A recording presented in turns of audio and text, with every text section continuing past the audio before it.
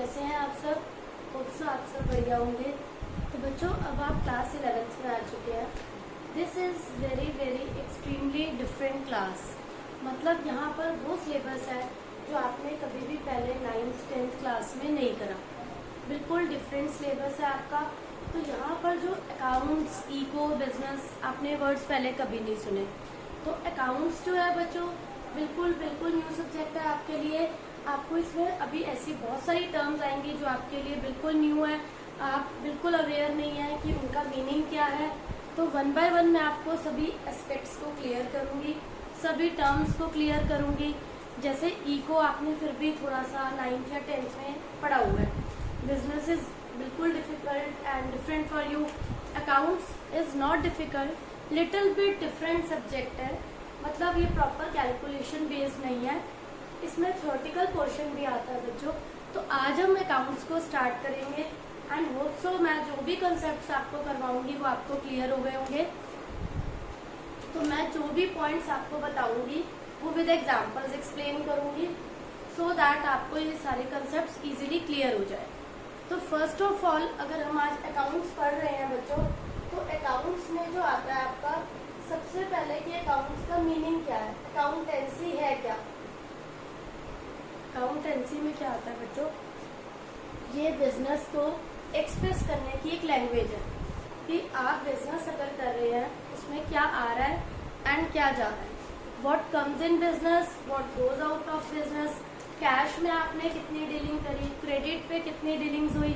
तो सारी सब कुछ रिकॉर्ड करने को, सारी transactions which are related to financial nature, कि अगर कोई ऐसी ट्रांजेक्शन है जिसमें दो मैनेजर्स की टॉक आ रही है, या मैनेजर सबॉर्डिनेट के कोई रिलेशनशिप्स की बात हो रही है, या कोई स्ट्राइक है, या कोई लॉकआउट है, उसके बारे में कोई डिस्कशंस है, तो वो हम अकाउंट्स में स्टडी नहीं करते, because it is a type of, ये theoretical cum numerical type of subject है जिसमें आप वो ट्रांजेक्शन्स रिकॉर्ड करेंगे which are related to finance only. तो सबसे पहले मैं आपको क्लियर करती हूँ कि अकाउंट्स का मीनिंग क्या है। अकाउंटेंसी इज एन आर्ट, ये एक आर्ट है बच्चों। आर्ट का मीनिंग आप यहाँ क्या समझेंगे कि यहाँ इसमें आप different different varieties, like drawing करने के लिए भी आपको एक टैलेंट चाहिए, एक स्किल। तो यहाँ पर जो है आप ट्रांजैक्शन कोई भी जो डील करते हैं उसे रिकॉर्ड करते हैं, क्लासीफाई करते हैं। आर्ट है ये, इसमें हम रिकॉर्ड करते हैं ट्रांजैक्शंस को, क्लासीफाई करते हैं एंड समराइज इज कलेक्ट करना एक साथ इन अ सिग्निफिकेंट मैनर, एक इस तरीके से रिकॉर्ड करना, लिखना। सेम ट्रांजैक्शंस को क्लासीफाई में आपने अलग अलग कर लिया, सिमिलर नेचर की ट्रांजैक्शंस को। समराइज में आपने उनका एक कलेक्टिव रिकॉर्ड बनाना है in a significant manner,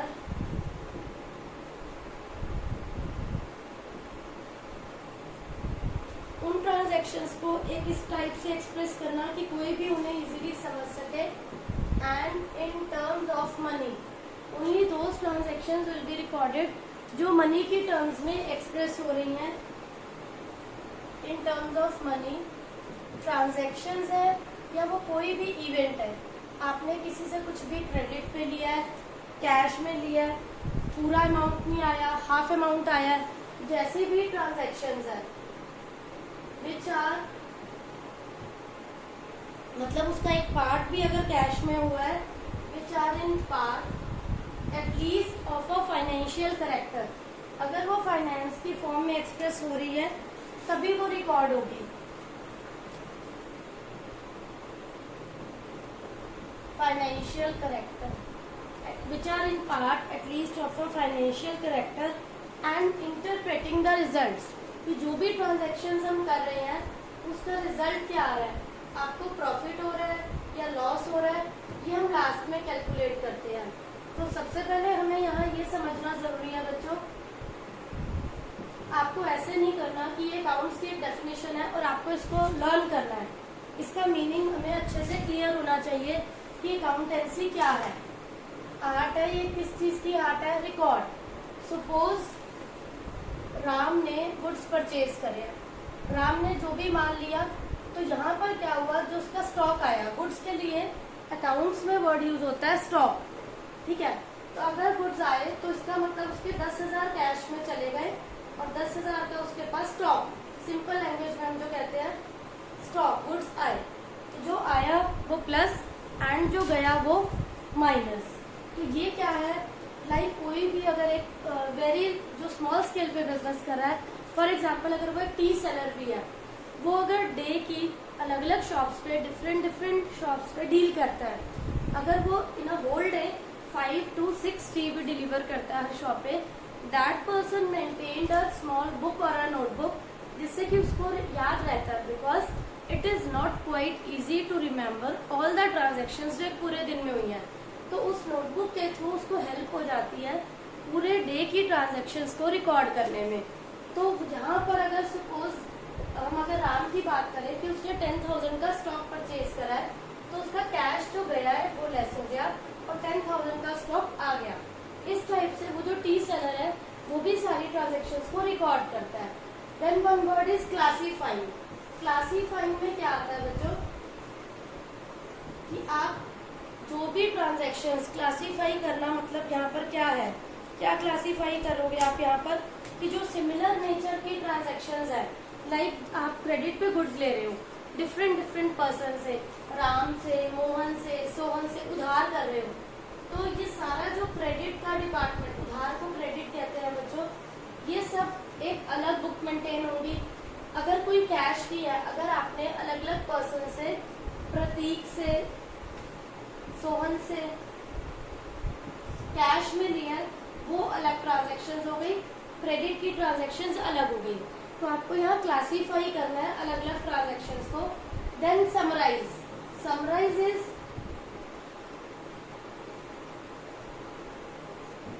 summarise में हम कलेक्ट करते हैं जो एक क्लासीफाई में सिर्फ आपने डिवाइड कर दिया, क्रेडिट की अलग, कैश की अलग।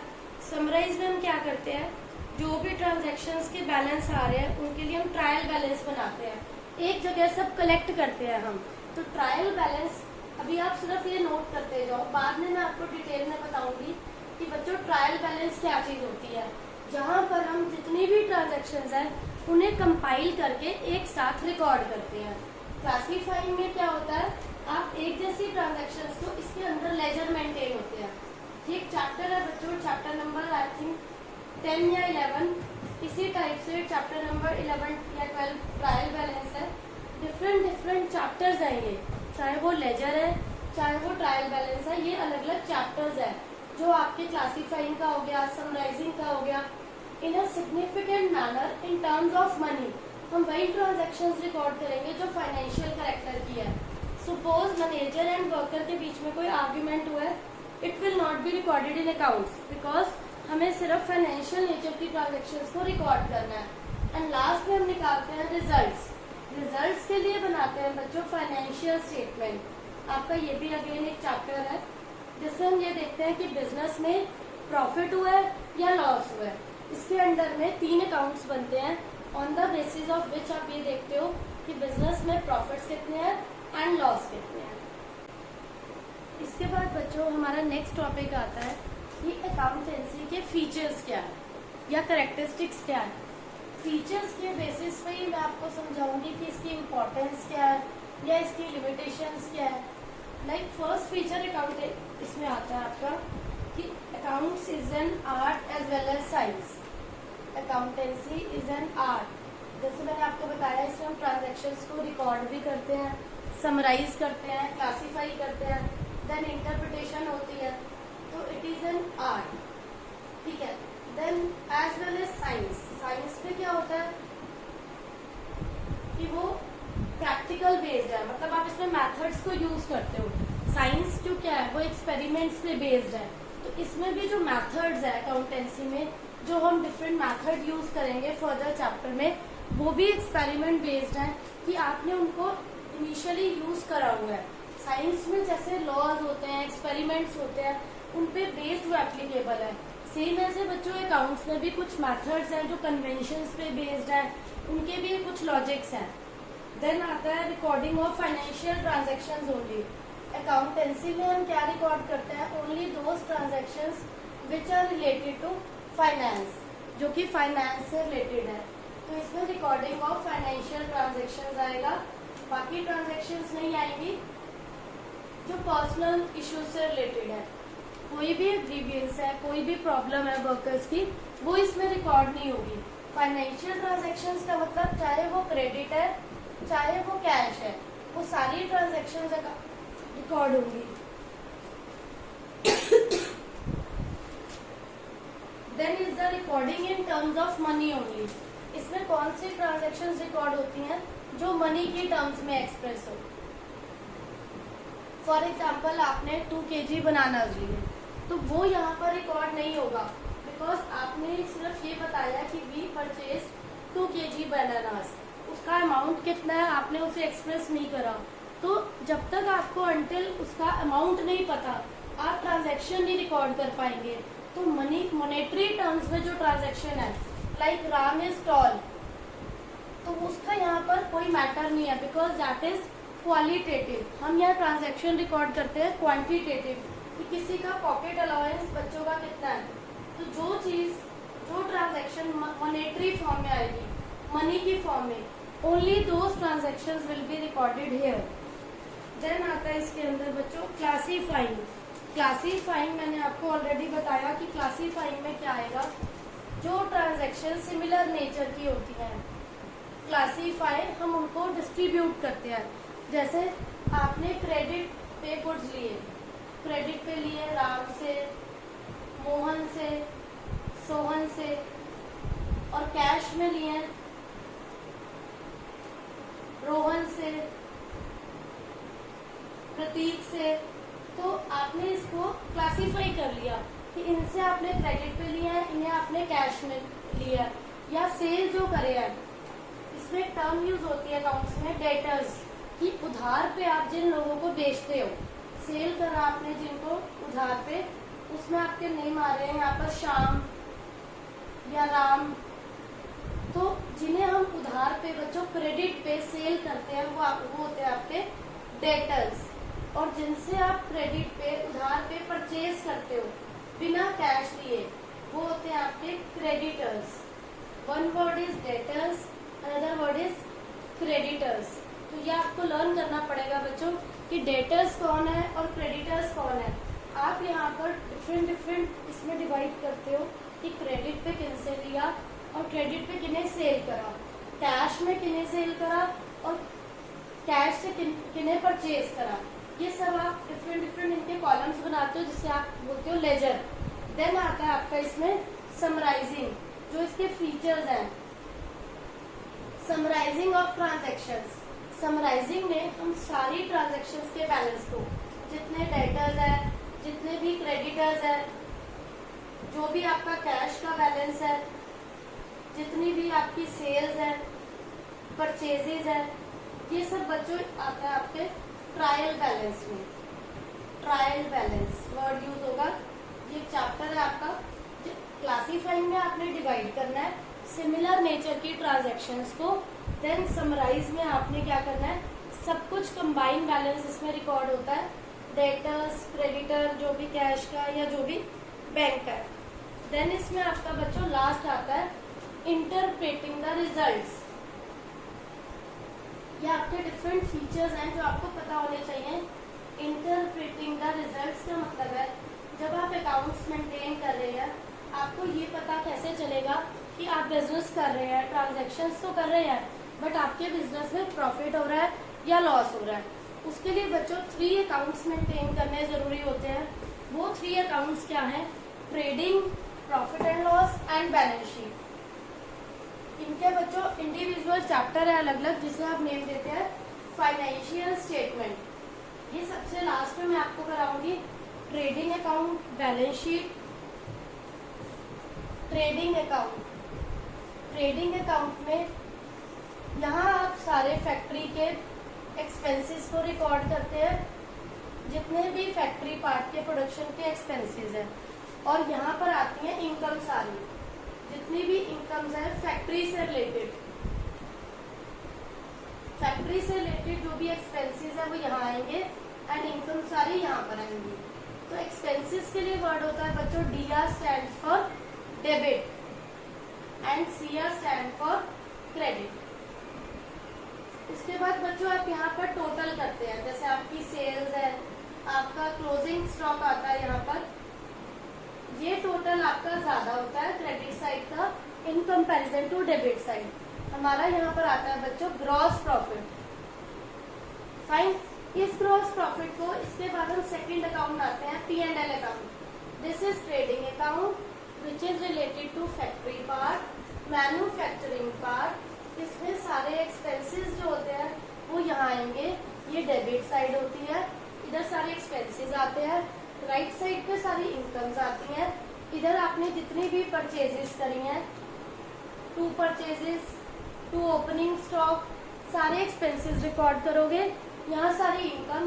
इधर का टोटल बच्चों ज्यादा होता है, यहाँ का कम होता है, तो आपका आता है gross profit. And if by chance total of debit is more in comparison to credit, तो यहाँ आएगा आपका लॉस। अब हम बनाते हैं इसके बाद P&L account. Now comes the turn off office expenses. अब ऑफिस के एक्सपेंसेस, पहले आप फैक्ट्री के एक्सपेंसेस रिकॉर्ड कर रहे थे, अब ऑफिस के एक्सपेंसेस यहाँ आएंगे डेबिट, और यहाँ जो GP आया है वो यहाँ ट्रांसफर हो जाएगा बच्चों। इस तरफ आती है बच्चों ऑफिस की इनकम, ये क्रेडिट साइड है, this is debit side. Office की इनकम इधर आएगी, ऑफिस के एक्सपेंसेस यहाँ आएंगे।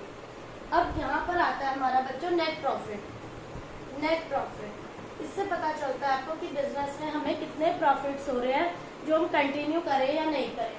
Credit side is more than debit side, तो दैट मीन्स आपको प्रॉफिट है। If debit side is more than credit side, मतलब आपको लॉस है। तो यहाँ से तो पता चल गया आपको बिजनेस की प्रॉफिटेबिलिटी सिचुएशन को, जो हम अकाउंट्स में बच्चों को सिखाते हैं। ये आपका चैप्टर आएगा फाइनेंशियल स्टेटमेंट के नाम से। The last is the balance sheet बनती है बच्चों। इसके बाद बैलेंस शीट। बैलेंस शीट में आप राइट साइड पर रिकॉर्ड करते हैं असेट्स। अब ये असेट्स क्या होते हैं? Assets are the property of business. Business की जितनी भी प्रॉपर्टी है, जो सब कुछ बिजनेस का है। एंड लायबिलिटीज, जो बिजनेस का अपना नहीं है, जो बिजनेस को पे करना है। बैंक का लोन है, क्रेडिटर्स का पैसा है।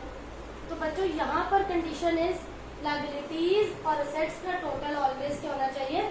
इक्वल। अगर ये टोटल इक्वल नहीं होता, दैट मीन्स आपकी बैलेंस शीट रॉन्ग है। ये टोटल ऑलवेज आपका इक्वल आना चाहिए। तो प्रॉफिटेबिलिटी का पता चलता है आपके P&L अकाउंट से, और बैलेंस शीट से पता चलता है कि बिजनेस की फाइनेंशियल पोजीशन कैसी है। किसी भी बिजनेस के फाइनेंशियल पोजीशन के लिए बैलेंस शीट बनाई जाती है।